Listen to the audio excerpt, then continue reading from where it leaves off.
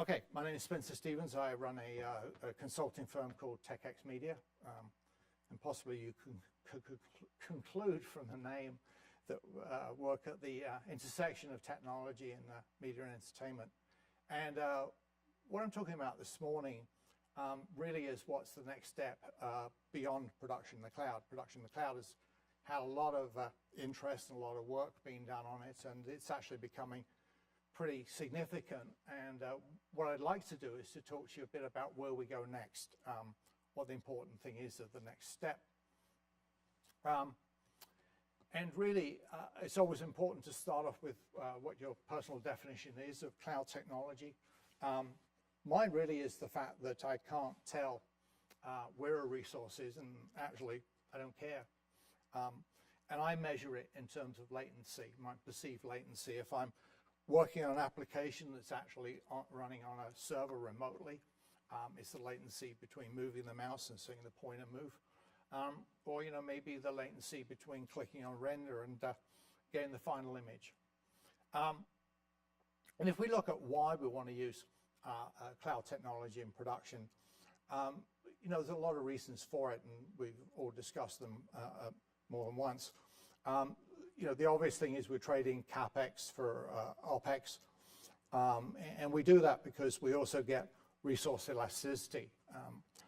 Your effects shots suddenly start piling up as the production schedule gets behind, and the release date doesn't change. With the cloud technology, you've got zero on prem, you've got no infrastructure to buy, to manage, and no data center that you need. And you can, with a cloud technology, very easily distribute your content onto multiple things, which gives you great disaster recovery. And then security. Lots of people have talked about security in cloud production.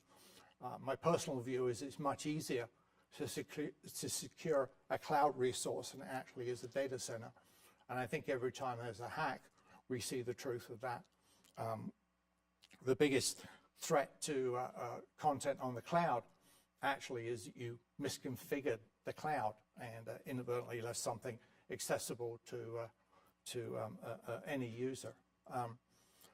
And then also, we do have a shift now from applications running on desktop to production tools as a service. And we've seen that some time ago with with Adobe, something that for those of us who spent all the money on Creative Studio 6, we're not too happy with, because now I'm paying the same price for a year rather than indefinitely. And it also was, cloud technology was the big thing to talk about before AI and blockchain came along. It's always important to have and I didn't put this in the slides, the latest shiny thing to chase. But really, there are other parts of it. If we look at what I've just talked about, those are financial infrastructure drivers for using cloud technology. Or to put it another way, those are much the same reasons as your IT department might go and use Office 365 or shift its storage up onto Amazon.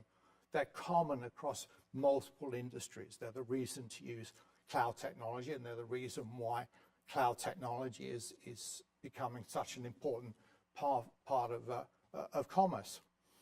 But there's another part of it, which is that how do we make the workflow better? How do we use this to free ourselves from the constraints in our workflow today?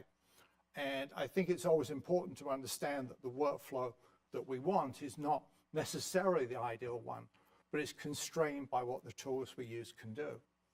If we look back 15 years, this was the guy you wanted. $80,000, really, really heavy, so you felt you were getting value for money, and a whole bunch of features that came with it. It would record real 2K, not just HD, and it had a long record time, and big cassettes you could put into it. But about 15 years ago, maybe a bit before that, we also started discovering this guy, the server. And actually, it only had one feature. It ran software. But if you look upon those terms, the big guy on the left turns out actually going to have two features. It will record tapes and it will play them. and by the way, if you did want one of those Sony decks, I did actually find one on the internet that actually hadn't been used for $14,500. So I can probably find it again if you let me know and you particularly want one.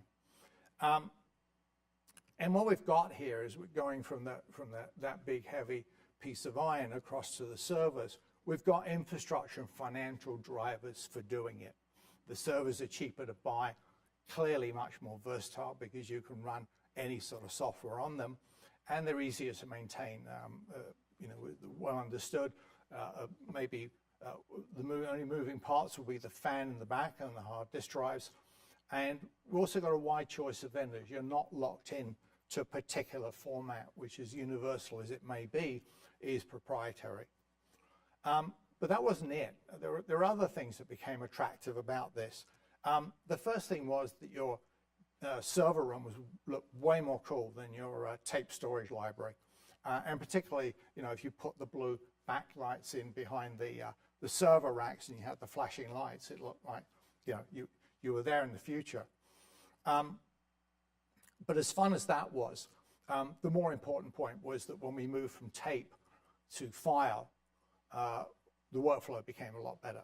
The constraints that we lived with tape went away with the files. Tapes are linear access. If you want something in the middle, you have to fast forward to it. The file random access, you can jump to any place. Tapes, generally speaking, was real-time copying, and it was physical media, obviously. So you unloaded the media, you had to put it somewhere, you had to track the asset physically.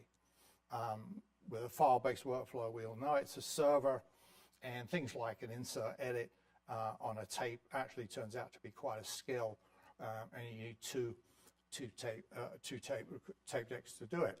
And with tape, you need to ship tapes. But actually, it turns out that that's actually a common feature of the two workflows. If you wanted to move data around, if you want to move files around, then generally speaking, we put them on tapes or some other form of physical media, and we send them. And what that means is the way our workflow is today, we're dealing with digital islands. Editorial has their own digital island, and data needs to be moved from one to the other, much the same way as it was with tape. And let's look at how we do move data. If I'm sending you data on my end, I need to find the files. Typically, I'll find them within a directory hierarchy that expresses the structure of that data. I will transfer those files to portable media, take the media, put it in a box, call FedEx, and off it goes. And on your end, you get the box, you open it up, and you take out the media, and then you put it in some sort of a connection to your servers, and you transfer the data across to them. And then you need to translate the file structure I may have sent the data in across to the file structure you want to use it in. And if you really think about this, actually, there's not that much different from transferring a tape. With a tape, I need to find the tape. I need to copy it. I need to put it in a box and send it. And certainly, we have an improved version of that. We'll be using file transfer, Aspera, for example. But the basic workflow is the same. It's just we're saving a little bit of carbon by not putting it in a box and using FedEx to ship it. But there's another way that we do transfer video, and people do this all day and all the time. And this is actually, in my mind, the most common way of moving video around. And that's, how do I send you a YouTube video? Well, I basically email you a link. We do it from within my browser. I don't download the video. I just send you a link, and when you get it, you click on the link, and hey, presto, there it is. And that's because the internet is about connecting things: computers, servers, data, information, resources. It connects everything together, and that's really why it's so useful. So the question I pose is, why not do that same thing in media production? I think it was about 5 years ago, I went to IBC and met a couple of guys called James Kane and Richard Cartwright, who worked for Quantel at the time. And talking to them about this concept they had of the Internet of Frames was kind of an epiphany for me. And I chatted to them for about 15, 20 minutes at IBC. But I was so enthralled by this idea that when I went back to England on vacation about a month later, I drove straight over to their offices from the airport. And my dearly beloved wife, jet lagged as she was, sat in their waiting room, their lobby, for about 3 or 4 hours reading a book. Well, I talked to them. I talked them through this. And this was really, in my mind, a much better way of viewing data. How do we view the media that we manage? And at the time, Quantel was demonstrating an application that was using this technology, although as far as I can tell, once the merger with Snell was finished and James and Richard left, no more was done with it. But let's look at their concept. The white paper's worth reading, and there's actually a YouTube video of them explaining it. But let's look at through what their concept is. And they really started viewing content that you shoot from the point of view of the frame. And if we think about it, really, the frame is the atomic object of any production. And if you shoot a frame, then it has got a temporal relationship. There's a frame you shot before it, and there is a frame you shot after it. And if you have a frame and you know the frame you shot before it, then you can find the frame that was shot before that. You've got this continual temporal relationship. Now, we don't always handle the full resolution frames. We're shooting in 4K at some point. We're going to want to make a high definition version of it. And almost immediately, we're also going to make a proxy for editorial, for dailies, and so on. And so we have a resolution relationship now. Each of those frames is the same in terms of the content in it, but they're different manifestations of it with different resolutions. The third relationship we have here is a synchronization relationship. We have sound that's recorded at the same time, which is synced to the frame. And if we're shooting with 2 cameras or more than 1 camera, we also have the sync relationship between those cameras. So everything lines up when you want to, the sound matches, and so on. The fourth relationship they talk about is a descriptive relationship. The camera log, for example, is the most obvious one. It is the metadata associated with what the camera settings were when that frame was shot. But there are other descriptive relationships. The descriptive relationship about what's in the image. The wardrobe database, for example, will tell you what everybody was wearing in that shot. The cast list will tell you who was in the shot, and the prop list too. So you know a lot about what's in the scene, but each of these has got a direct relationship to the frames that you shot. And the last relationship they talk about, the fifth one, is the creative relationship. And this is where your frame belongs in the current edit, in the final edit, in the various versions that you might make of the content you're making. And if you sort of think about this for a moment, and this is where I have my epiphany, but perhaps it's so trivial I shouldn't have done, is that relationship is a URL. And if if you start viewing it as a URL or something conceptually the same, then you do come up with a very different way of looking at the data you've got. And this is a loosely coupled relationship. It's the name, not the location. The way the internet works is if you want to go to my website, you type in the name of it, www.techxmedia.la. You don't type in the IP address of it. And the DNS, the domain name service, will resolve that name into an IP address. So it's taking the name and telling you where the physical relationship is. But that's completely transparent to you. It's all done in the tools. But if you start looking at the data, your production data in this way, then you realize there are all sorts of things that can be done with it that are done on the internet. For example, you can index it. You can do exactly what Google does for the internet and do it for the content you have. And you take, and really in the process of doing this, you turn your digital islands into islands of activity within an ocean of data.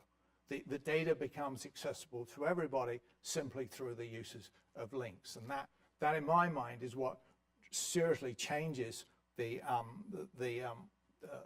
dynamic of how you do your production. Now, clearly what I started with this was about cloud technology. And from my point of view, actually what's interesting about cloud technology is not where the resource is, because as I said, I don't really care as long as it works. But it's about the fact that if you're using cloud technology, then everything can be accessed across a network. And that's what really changes the paradigm here. This is how we can shake off the constraints of a file workflow and create a network workflow. And going back and comparing the two, the file workflow is about moving data, the network workflow is about links. And thinking about that further, you start understanding that the file workflow is a push model. I want to send you all the data you might want to use. I don't keep it somewhere else.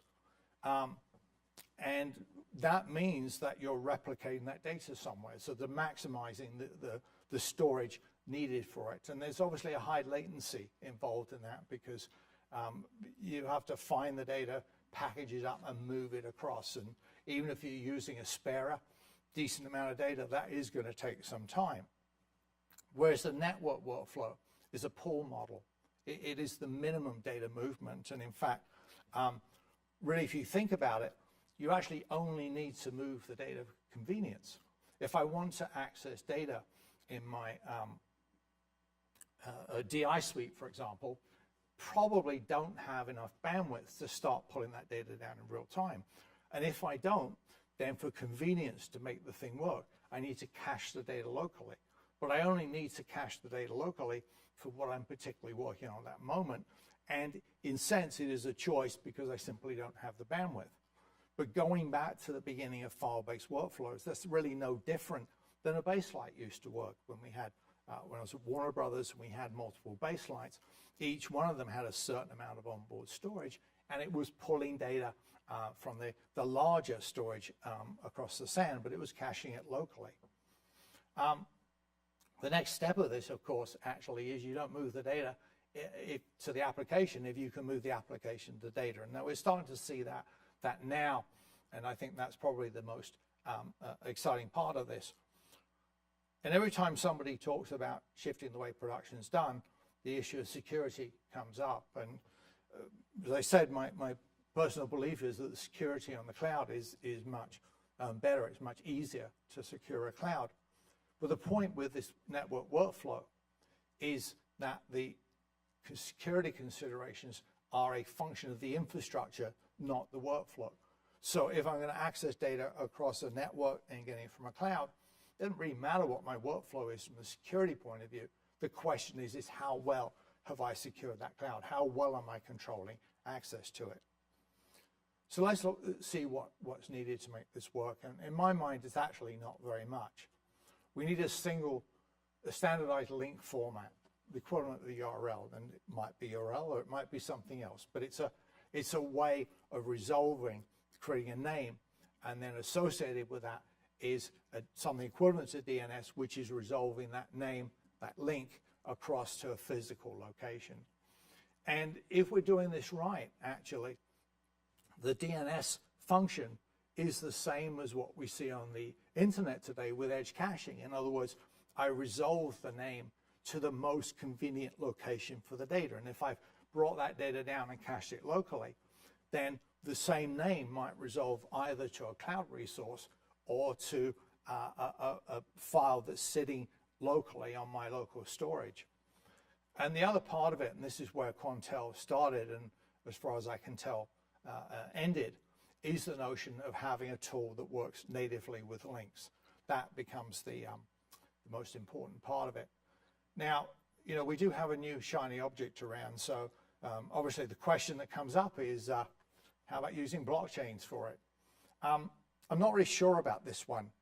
What I do know is that a blockchain is about a ledger. It's about a record of transactions, and at least if you look at it as a financial tool, then the alteration requires a consensus. Well, the internet is much more dynamic than that. It's about links, and it's about the resolution of the name that link to a location. And I think the most important difference in my mind is that the resource owner can unilaterally change where that name resolves to. If I move to a different server host, then I simply change my DNS records. To make this work does require standardization, and I believe, like most successful standards in our industry, it requires both the content producer engagement, the customer, and the tools vendors. And working together, then we will get the standardization we need. But the thing that will get in the way of it working is if we get locked into proprietary cloud services built around the same old file workflow. And if the goal of the vendor is simply to change their model, so they're a leasing model rather than a license purchase model, it doesn't really change the workflow. And that's to me is unfortunate, because it means that we will stay locked in closed systems, whereas what I'm advocating is an open system. Okay, thank you very much.